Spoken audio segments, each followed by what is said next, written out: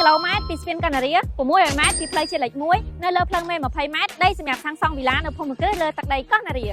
សួស្តីបងៗទាំងអស់គ្នាដែលកំពុងស្វែងរកដីសម្រាប់សាងសង់វីឡាភូមិគ្រឹះនិងសម្រាប់សាងសង់អគារតូចធំនៅលើទឹកដីកោះណារៀ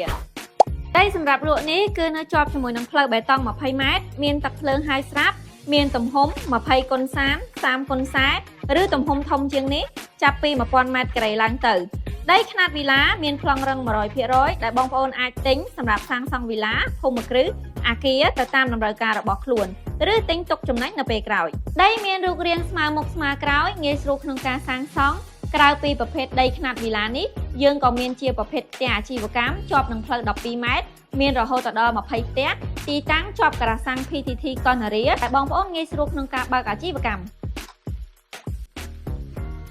អរគុណបងសម្រាប់ការទស្សនាវីដេអូមួយនេះប្រសិនបើបងចាប់អារម្មណ៍ជាប្រភេទដីឡូខ្នាតវីឡាឬជាប្រភេទអាជីវកម្មនៅលើទឹកដីកោះណារៀបងប្អូនអាច comment ឬចុច link Telegram ខាងលើដើម្បីទទួលបានព័ត៌មានលម្អិត